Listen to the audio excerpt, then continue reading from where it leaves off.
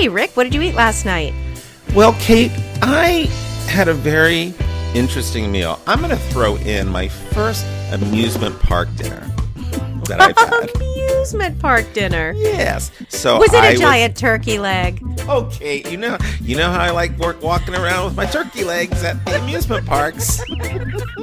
I always wonder when I see those people, would you eat that anywhere else? Exactly. And how good can they be, really? They look so terrible, but I'm really sure they're do. not. Please correct us if we're wrong, people. Anyway, I'm sorry. What was your amusement park? Well, just a small piece of information that what our listeners don't know is that we tend to have a history of... I tend to go to more amusement parks, I think, than Kate over our years. Or whatever, they're equal, but I tend to have a history of taking photos of people eating those huge-ass turkey legs. We somehow found them funny years ago, and it's been a running thing with us, yeah. And I just send them randomly to Kate, which I actually forgot to do this last visit. I'll let it go this time, but next time I expect turkey leg photos. So my work had a conference down in Florida, so I was able to go to the Disney parks. And in the Disney Animal Kingdom Park, there was this lovely, lovely, exquisite restaurant called Tiffin, basically specializing in sort of American food, but with sort of spices and flavors. That's really how it's described. It was really one of the best dining experiences I've ever had. It's definitely considered one of their fine dining experiences. So I was blown away by the whole thing, because obviously Animal Kingdom is my favorite park because it's so focused on lovely, lovely animals. So the first thing I had, and what's weird, on this dinner, I ate a lot of animals. They have it on this thing on their dish. They had charred octopus. What if this is just where I told you that I broke down and started eating meat again? And you saved it for on air. Kate, I have to tell you, I broke down. My God. So they had this really good thing called charred octopus, which was recommended to me by my boss. And I was like, oh, octopus, whatever. But I got it. And let me tell you, it was one of the best octopi, is that right, I've ever had. So they served... I believe it's octopieces. Octopieces. There were two. Very thin, not thick at all. And they literally looked like they had been cooked just by being charred. And I thought that was so interesting because, calamari is just one of those things that's so difficult to cook. My understanding is it can be rubbery, right? Can be rubbery, and it's super easy to overcook. Like, I feel like it overcooks in seconds. But it was this wonderfully thin, light octopus, charred, and it was nice and crispy. Not all of it, but most of it. And then it was served on top of a Romanesco sauce. It had a little olive tapenade. It had squid ink aioli, which made it really, really tasty. And it also came with 2 pieces of chorizo, which I had them put on the side, and I offered to a friend at the table. But it was really, really nice delightful. And then after that, I guess I hadn't had enough animal. So I got the whole branzino fish. And oh my God. So that thing shows up at my table. You are into the whole fish these days. I know. It's sort of crazy. And before I ordered it, I said, hey, listen, I want the fish. Is there any way you guys can take care of it in the kitchen? And she looked at me and said, no. Which there is. It's clear they're just not going to, because that was their thing. It was like, oh, it's this fish that comes to your table and you get to debone it. Yeah, you like, get to thank you. debone it, yeah. It was really good, really simple. It basically had salt, pepper, lemon, and a little bit of parsley thrown over it. And the more I come back to fish, I tell you, that is the simplest, easy way to cook fish. Because branzino, it's basically like a European sea bass. And it's generally not very big. I've never had them very big, so I always feel it's just the right amount of fish. And it tends to be really sweet, really tender, and they don't have a lot of bones, so it's actually sort of easy to debone. Because I can't believe I'm actually going to say this. If you rip out the spine in one fell swoop, yeah, most of the bones will come out, and you don't have to worry about choking on anything. But I was really blown away. I was like, well done, Disney. Well done. When I was at the Disney years ago, I also had an incredible meal at the Animal Kingdom, and it was at their African buffet restaurant. Oh my God. I've eaten there. That I wish I could remember the name of it. That's an amazing buffet. Yeah, and it had so many interesting flavors that I'd never had because I haven't eaten a lot of varied African food. I'm familiar with Ethiopian predominantly. Boma. Yes! Boma is the name of that restaurant, Kate. It's in the Boma! Animal Kingdom Lodge. That's on right. Disney. That's right. Because I didn't go to the actual Animal Kingdom park. Why? It's the one park I didn't go to. We only had 3 days, and so we did Magic Kingdom, Epcot, and what was the other one? Magic Kingdom and Epcot. Maybe we only had 2 days. Hollywood Studios. Nah, that's it, because there Okay. was something in there we wanted to do. Hollywood, that's right. So something had to go, and that was the one that we sacrificed. Nice. Oh, sad. I know. But, yeah. So next time I'll go. But yeah, so we could still go to the lodge. So we went to that Boma place. It was great. I still have a good memory of that. And there was another really great meal we had there. I mean, Disney knows how to do things well. They really do. They really, really do. I'm so Mm-hmm. torn so many times. I love it and I hate it. Yes. Yes. Actually, I should correct that. I stopped saying I hate Disney because I understand that they've basically taken over the world. But when you look at where that company alone has come in its gay rights over the last 10, 15 years, it is so impressive. No doubt Walt Disney is turning in his grave over the changes they've made. Totally. Yeah. Yeah. Good point. Good point. Yeah. It's hard to not hate them, though. It's the whole tall poppy syndrome, which is a phrase I learned last year, which is our tendency to chop down anybody that has succeeded, basically. Nice. So I think it's hard to not hate anything that's as successful as Disney is, which is a little warped, but it does have that feel. I also love the phrase tall poppy, which just sounds beautiful and lovely to describe something terrible and awful. Yes. Isn't it cool? Yeah. Yes. Yes. All right. How about you? What did you eat last night? I went to my friend Millie and Chuck's annual soup party. Million Chuck soup Soup party. So the soup party is always around Chuck's birthday, and I guess it originated as sort of his birthday party, but now it's just become the soup party. And as it sounds like, you bring soup. Wait a minute. everybody brings Slow down. Exactly. Go over that again. Yeah, so not everybody brings soup, obviously, but people bring other things too. But it is a point of pride with me that I bring a different soup every year. And I've probably been going to this party for, I don't know, maybe close to 10 years now. Oh, It's my been a God. long time. And so Do you I have keep to a come up with list of- something. Do you keep a list of what you brought? No, and I really should at this point because it's true. I no longer remember. I'm like, did I ever make that? Did I make that? But so what I usually do is I make a new one every time now. I just decide so that I don't repeat. I make one I've never even made before. So it's risky. But it's like my favorite party of the year. I really love it. I want a soup party. Can any of my friends start a soup party in Washington, D.C., please? Totally do it. And what they do is you bring your soup I used to bring it in a crock pot, but now that I use the Instant Pot, Millie and Chuck lend me a crock pot. So I bring my soup and then I put it into a crock pot. So and they clever. have a power strip so that everybody puts their crock pots on the island. So there's like 4 or 5 crock pots on the center island and there's several on the side, and then they have soups going on the burners. So there's usually 8 to 10 soups, occasionally more, occasionally less, and plus just everything else like cheese and charcuterie and lots of breads and stuff and Wow. sweets. Yeah, it's so good. And you really have to pace yourself because you put a little soup in your bowl and you think, okay, and then suddenly you have like 12 little bowls of soup and you're dying and you can't taste them all. Totally. I get that. Absolutely. Yeah. Yeah, you have to be really mindful. So this year I made a gnocchi soup in the Instant Pot that was so good. It had cream. I usually make healthy things and they're usually vegetarian and sometimes even vegan. But this time it was sort of a request on their part because I gave them options and they were like, oh no, we want that. So it had like bacon and cream, and it did have spinach and my homemade chicken stock and something else, sort of a lot of butter and cheese, like Parmesan cheese. It was so good. Well, you've hit so many notes between butter, cream, cheese, bacon. And It the was homemade nuts. chicken stock, which I can Yes. only imagine amps up any soup flavor. It really, really does. My favorite thing about the Instant Pot, for sure. And there was David always makes really something delicious, and it usually has tomatillos in it. This year it was his garbage soup, which is basically whatever he has around, but it's always really tasty and well seasoned.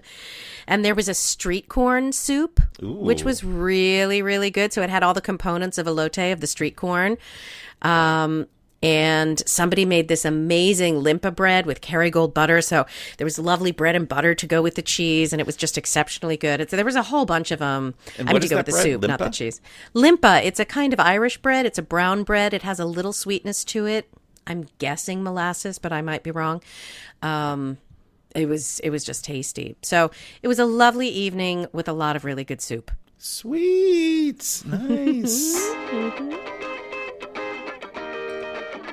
Hello, and welcome to another episode of You Won't Believe What I Ate Last Night. I'm Kate. And I'm Rick. And this is our ongoing conversation about food, health, weight management, and our endeavor to be and stay healthy in a tasty world. With love, kindness, and compassion towards ourselves and others. Hey, listen, before we go any further, we just want to remind you guys, take a moment, rate and review us. We can't tell you what it means to see the reviews up there, and it just helps people really locate our podcast, and it makes our podcast even more popular. So please take the time to do that when you get a chance. Yes, and we really appreciate those of you who have already done it. I just went and read some recently, and it was so much fun. So thank you, and it's bound to help us with boosting our like Rick said, our listeners. And the one thing I want to say on that, most people listen to podcasts through iTunes. It's like 80 or 85% of all podcasts come through iTunes. But if you don't, make sure you also review us on your podcast listening platform of choice. So if you're listening to us on iHeartRadio, by all means, make sure you review us on that. iHeartRadio, you can also download their app and you can listen to thousands and thousands of music videos, entertainment pieces from iHeartRadio. Season 5 of You Won't Believe What I Ate Last Night is brought to you by Smart Building Technologies, a leading provider of building automation solutions, bringing smart technologies along with energy savings to the workplace. Find out more at smartbuildingtech.com. That's smartbuildingtech.com. So today we are bringing you on the final installment of our whirlwind trip to Belgium last year. To celebrate Kate's birthday. To celebrate my birthday. It's the birthday that'll never end. Exactly. But really, this is the last part of that trip. And it's less. So we did a whole episode on Brussels. We did a whole episode on Bruges. And now we're doing a little bit because we had one day in Ghent. As in the Treaty of Ghent. And we're going to talk to you about that day. And we're also going to talk to you about this really wonderful episode that Kate watched. It was a documentary that Kate watched on the plane ride home that is going to reveal to you some really shocking information about what happens to food and your taste buds when you are flying 35,000 feet in the air. It was really remarkable. And remember, when you're done listening, rate and review us. Make sure you follow us on Facebook and Instagram. And if you have any thoughts or ideas, let us know at youwon'tbelievewhatIate@gmail.com. And then the next day was our final day in Belgium. And so we got up in the morning and we took a train from Bruges to Ghent. And at the train station, we realized that we wanted a little breakfast to take on the train. And so we went into one of the little cafes there to get something to take with us. And they had these two absolutely stunningly beautiful quiches out under the heat lamps that looked fresh, and they were bubbling and they looked delicious. And I was like, oh, it looks really hard. It's not worth trying to deal with taking it on the train. And as I'm saying that, Rick is like getting some quiche. I was loading up. And I was like, are you getting it? He's like, oh, yeah. So I'm like, well, all right. I'm not going to not have quiche if you're having quiche on the train. So I had the quiche Lorraine of my dreams. It was the best quiche. It so made up for the disappointing one I had from the bakery that should have been amazing. It was the best quiche I've ever had in my life. It was so, so delicious. I had spinach quiche. It was really... Spinach and brie. It had spinach like and brie. 7 pounds of brie on it. It did. And talk about a crust. The outside of the crust was really great, and the bottom side of the crust wasn't super tough, just tender enough. And you know what I love about a good quiche, Kate? What, Rick? Is when you pick it up, it doesn't fall apart in your lap. Mm-hmm. It was really, really good. And it's always that whole idea, right, of when you think you're going to go into one place and get this amazing experience, this amazing quality, and then it's a disaster. But then here you are at a train station getting, for us, which were, for me, because quiche was a big thing that I always look at when I travel, because it's something that's really easy. There's a lot of veggie options. Yeah. And that right there in the train station, you get the best quiche of your life sometimes. Yeah. Yes. Because it was flavored perfectly, cooked perfectly. Yes. And the woman was Again, the woman just behind the counter at the train station, super kind. Yes, and they also made it user-friendly. They had quiche slice-shaped containers to put your quiche in, like little paper cardboard containers that were the exact size and shape of a slice of quiche, like a pie shaped. Yeah. So, yeah, it worked out. Like, I wish we could get, and then there's Rick with the spatula and the quiche. I'm like, I'm on it. So then we had this charming little train ride to Ghent. Not even, like 40 minutes. This is the other thing about the area. Everything's so well connected through the train system. It's easy to get to all these little towns. And everywhere we were going, there were trains like every 20 minutes. So we didn't have to book ahead. We were able to just sort of be spontaneous and be like, oh, there's 1.5 hours. Let's go. Which is a lot of work for me, because I usually book my train tickets in advance. And I'm like, Kate, oh my gosh, are we getting our train tickets? Because Kate travels more by train than I do. She's like, oh no, there's one every 10 minutes. It's like, okay, let's hope it's not going to be a disaster. And when I travel with my mother, I do book in advance, because no one wants to take any chances when traveling with somebody who wandering around for an extra hour is a big deal. Right, yeah. Like, if we had to wander, we'd be fine. Yeah. So that's another thing. So I also knew that, there were no stakes for us. But with my mom, I actually would have probably booked. Right. Now, there were no stakes in the area, but there were a lot of cobblestones. And Kate and I simply... All right, so this really stays on target with this whole idea of how do you stay healthy in a tasty world. We were eating our way through Belgium, and part of the reason... As you may have gathered. We did do things, by the way, other than eat, that we're not talking about here, because this is a podcast about the food. But in between all the things we're talking about, we did go to museums and see things, just so you know.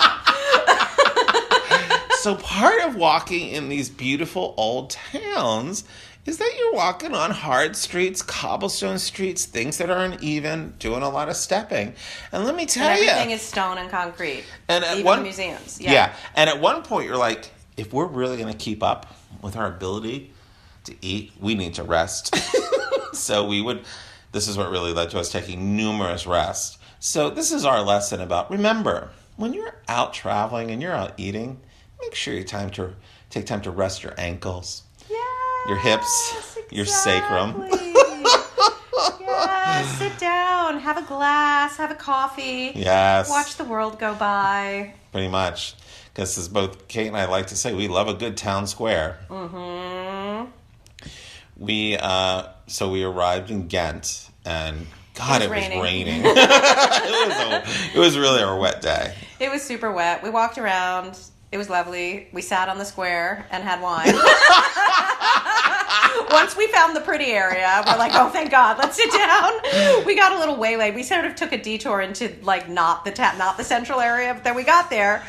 The architecture is amazing. Really it's so great. Beautiful. It was the biggest city we were in. It was a bigger city than either Brussels or Bruges. They have a good combination of old architecture and new architecture sitting next to each other, more so than Bruges did. Yeah. Yeah, took a little boat ride. Love a little boat ride. And then we went to this tapas bar to have a glass of wine because we needed a rest. And this was Thanksgiving, actually. And so there happened to be a bar. It was one of those horseshoe-shaped bars, and there were 4 other groups of people at the bar, and they were all American. Oh. Which was surprising because we found very few American tourists, actually, in the first 2 cities. So it was unusual. So we suddenly realized we were all American, and it was Thanksgiving. So we had this lovely little toast to Thanksgiving. That was really, really sweet. It was sweet. And this was a good example of it was a really tasty bar. They seemed to have good meats. The couple, the mother and daughter sitting next to us, were on their 3rd pot of fondue. And we were at a really crucial point. We're we needed food, but we know we didn't want to sit there and eat cheese. But we were all right, let's have a drink and make a decision and go find a restaurant. Yeah. We need an entire meal rather than a snack, which I thought was a really great choice on our part. Because if we'd had the cheese, the meal would have been ruined. Right. And if we had cheese, we'd probably be in a coma. Exactly. So then we finally go out to find a restaurant, only to realize that, like many European places, they don't have continuous service of food during the day. They have lunch, and then there's a break, and then they start serving dinner in a lot of places. And so we couldn't find anywhere. So we couldn't find anywhere. So, Kate and I were resourceful. You know what we did? We found a place to sit down and have a cocktail. Yeah, so we had a tasty gin and tonic. So there were a couple of things about this bar that was really great. It was small, and we eventually wound up asking this woman where to go, because we had found another Italian place, because we were also still done with Belgian food at this point. So, and it looked good, had great reviews, but then we just asked her. And she was just sort of saying, oh, look at this. This is where she goes. This is where we go. She looked it up on her phone. I felt like she was a little shy about it, like almost like it's not a big tourist trap. It's nothing fancy. Yeah. It's just pasta and pizza. Yeah. It's not a full Italian restaurant menu with meat and fish. And we're like, that's good, because we're trying to avoid the meat and fish. What we want is pasta and pizza. So the other thing before we get to that dinner is this bar was really wonderful, because all of a sudden the door opens and 2 dogs rush in. And we're like, oh my God. A bar, drinks, sitting, and animals? What else does anyone need? Oh my gosh. And this one dog, their dog, our dog, was named Pastiche. Because Pastiche had been out on a play date and got dropped off. So Pastiche came back to handle the bar.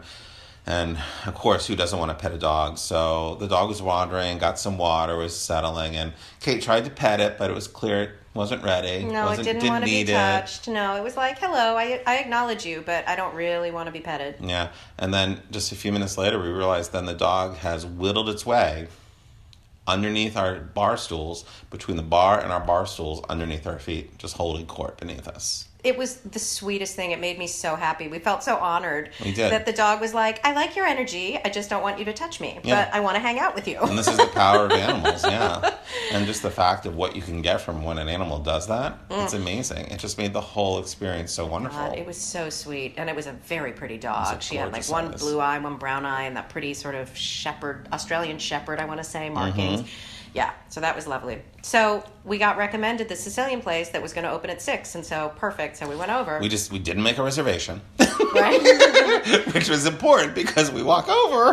We're like, "Hi, we're here. Do you have a reservation?" And we're like, "No." And then without skipping a beat, she says, "Take a table in the back." She said, "You can have a small table at the back." That was what she said. I was like, "Oh no!" I know. Are we going to be in the kitchen? We're going to be by the bathroom. But it was this perfect table, literally right next to in the this back, wall of wine against a wall, not in the way, not it. Oh my God! It had the best view of the restaurant. And listen, I mean, this isn't just us. I don't think this is us just being on vacation where everything's awesome, so everything's heightened, and everything tastes better. We're literally saying this is the best pasta we've ever had. It was definitely the best simple pasta I've ever had. So it was house-made pasta in a tomato sauce with cherry tomatoes, and every tomato we'd had on the trip up until then had been disappointing. So that was why I wasn't expecting much in terms of the sauce. And it had burrata on the pasta, and that you then mixed in, and then basil. And it was, what was it, a fusilli? It wasn't a fusilli. It was some sort of corkscrew-shaped curly pasta. Oh my gosh, I'm salivating just thinking about it. And what was amazing about this restaurant is the first restaurant where I've ever seen where you can order whatever pasta dish, but then there's this entire page that says, for fresh pasta for 2, you get to get this. Yeah. So you could order pasta, or if you wanted the fresh pasta, it had to be a minimum of 2 people, which I've never seen that before either. It was really interesting. Yeah, it was great. And there were limited choices given that we didn't want seafood or meat, or in my case, mushrooms. So everything, there was pretty much, we only had like one choice. So we're like, I guess we're getting this one. Because we wanted to share pasta and a pizza. That was the whole thing. And the pasta was unbelievably good, but I was actually full. Mm-hmm. And so we got the pizza. Right. Pesto pizza. I had 1 slice of the pizza. Yeah, I definitely had a couple slices of the pizza. I thought it was really delicious. Good. I finished all of my pasta. I sadly did not, because I thought, well, I'm going to save it. So we take home. And as often as I like to say when I'm eating with Kate, I'm still shoving stuff down. And I look at her, and she's just sitting there, utensils on the side of the plate, hands in her lap. And I'm like, has the bird arrived? I always talk about how I don't like the fact that I am one of those women who needs to eat bird-like portions. And then I just stop eating, I do. I can't finish it, and I know I don't, I mean, I could, but I don't, even though I want to so badly, and I was like, that was a tough one. Super disciplined of you. That was super disciplined of you. Thank you. That one was hard, because it was so good. And this is one of the things that's so challenging about when you have such a good food. You want to keep eating it. Yeah. You want to keep getting that quality, that satiation you got right from those first couple bites. Yeah. And I have never had, like, tomato sauce on a pasta, whatever, fresh tomato sauce. I've had it a lot, and it's delicious, and I've had it in Italy, and I love it, and it's always one of my favorite things. I've never had one this good. Yeah, I agree. I don't know what it was about it, that it was that good. Yeah. So, we get the pizza to go in a pizza box. And we get the pasta in a, to-go container. And from here, our journey is to get on a train and travel about an hour and 20 minutes. We're going back to Brussels because we're going to stay at an airport right by the hotel because we have a flight at dawn. So it was a lot of work. So, right. So we carry, in the rain, the pizza and the pasta in the cab. Mercifully, we got a cab because we couldn't find the tram. So we got a cab to take us back to the Ghent train station. We got our luggage out of the lockers, and we deal on the train with all of our luggage and this pizza box and this leftover pasta. We make the train within minutes. Yeah, we just get on the train. We take the train ride, we get out, we get to the hotel. We're dealing with all this stuff. We put it in the fridge. We have our last night in the hotel, which was really, so really nice. Great. We got some bourbon. And the other great thing that, I learned so much from Kate about how to live life. And in the European world, I'm not a big train traveler. But two things came together that night. Her experience on trains and what to do, and the fact that in my backpack happened to be an unopened bottle of wine.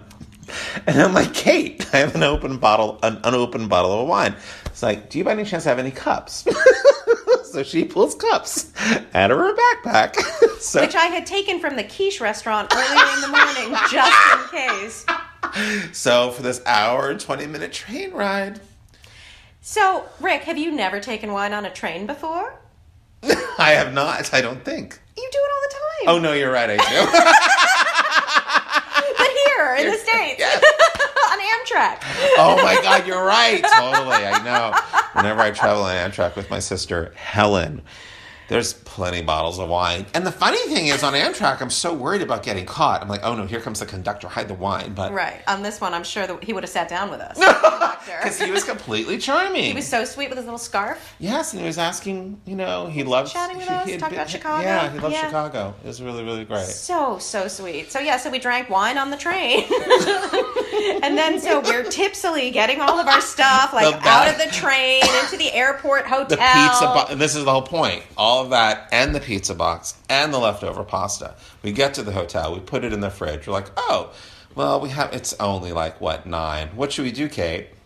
Go to the bar. The hotel bar. So we go to the bar, and we have really great drinks. Yes. I'm a little bit peckish, so I'm like, well, let's see what the frites are doing. So I say, oh, can we just get some frites? He's like, yes, what about the onion rings? And I'm like, sure, throw on the onion rings at the last minute. We got these 2 huge baskets of frites and onion rings. There were enough for 27 people. Kate was literally like, we need to go around the bar and just offer these to people. So, long story short, we hardly ate any of the frites because they weren't very good, particularly after the classic Frite Museum frites. But those onion rings... The onion rings were really, really good. What? Such a simple dish, but so hard to get right. Yeah.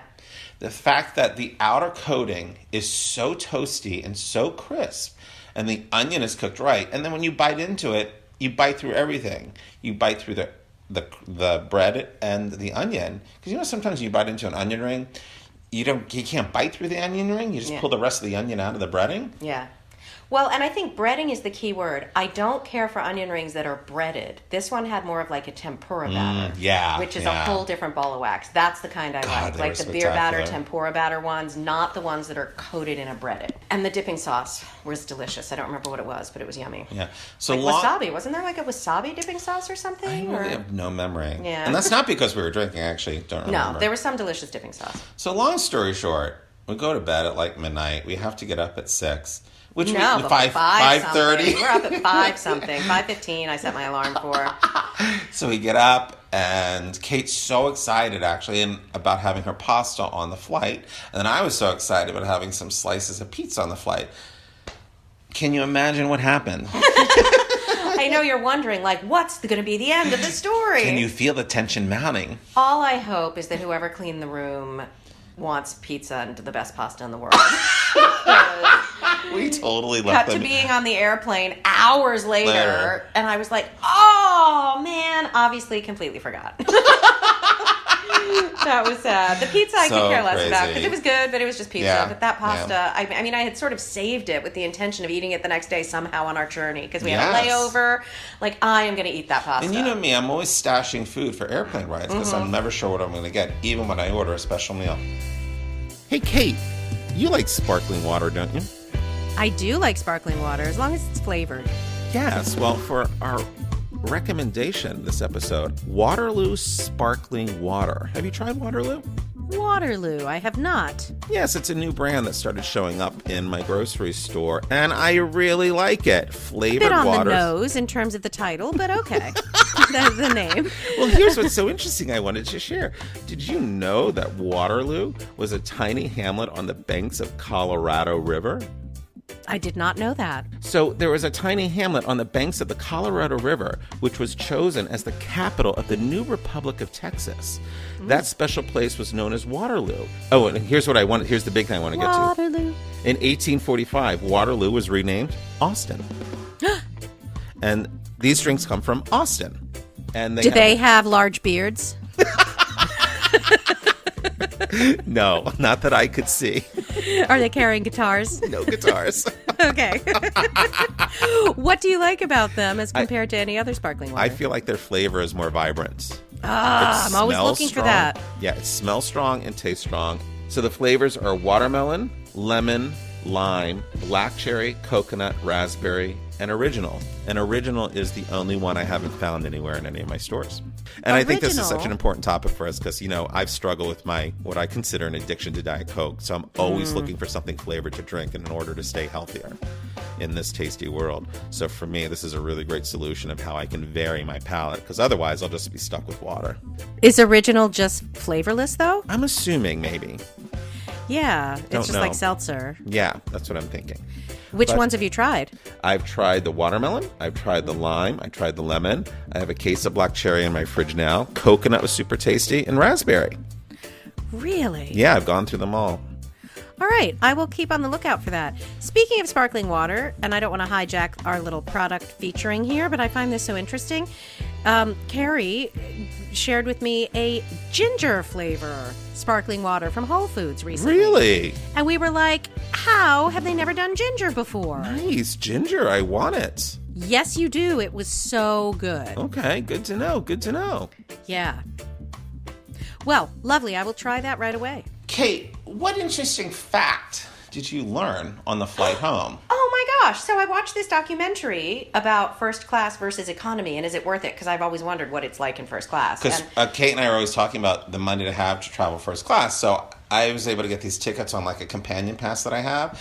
So they were only good in coach. We couldn't even get, is it premium or comfort on British Airways? They call it World Traveler Plus. It's like the Economy Plus, which basically has slightly larger seats, better food, and a footrest. So the good news is we had 2 seats to ourselves on the side of the plane.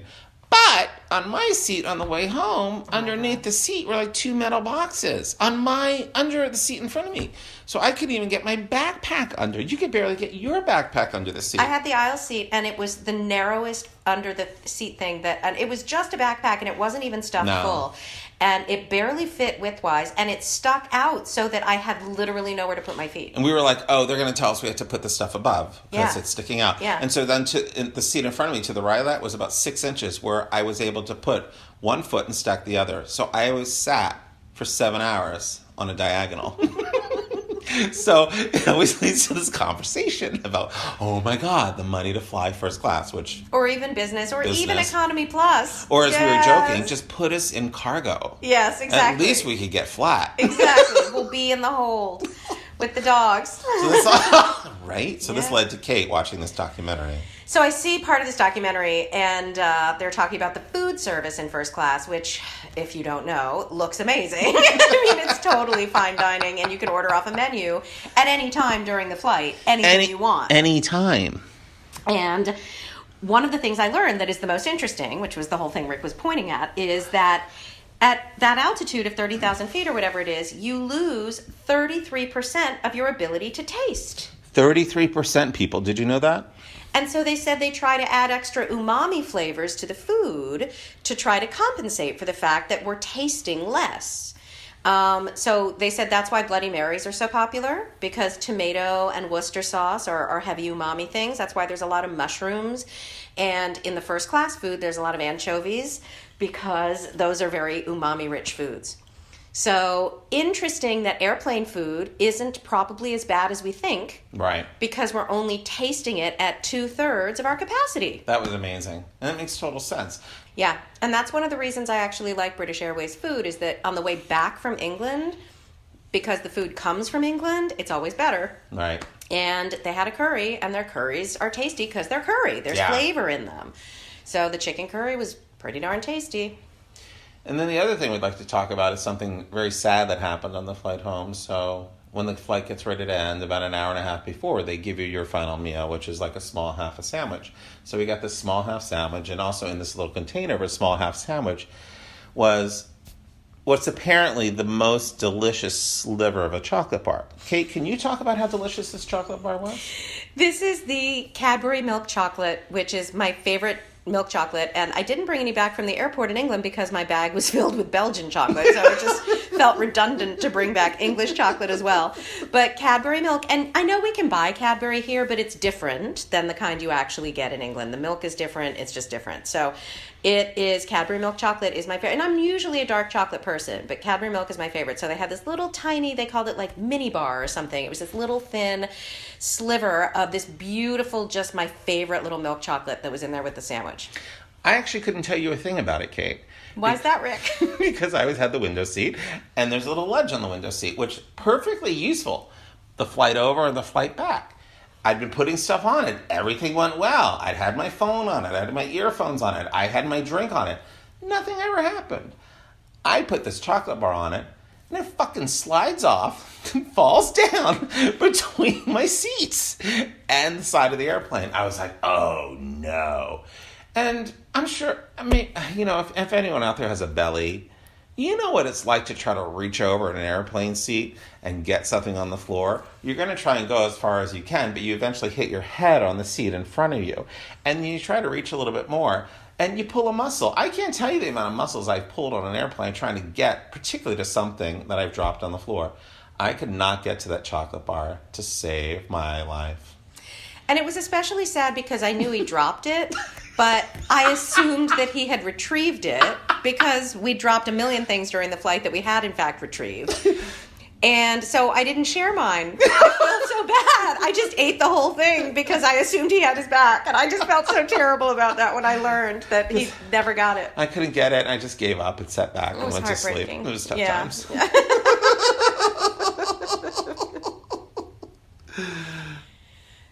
So that was our European trip. Yeah. Pretty awesome.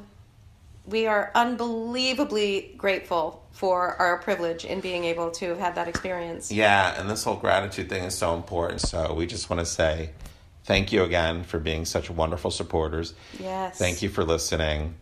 We know that you're out there. We see the numbers and we see the reviews. And as always, if you like this podcast, you know, the biggest thing we have going for us is word of mouth. So please feel free to tell people about our podcast. And remember, if you haven't reviewed us already, please do so on your platform listening choice. Totally. Thank you. Thanks. Dank u. Dank you say it in Dutch. Dank u. Belgian. Flemish.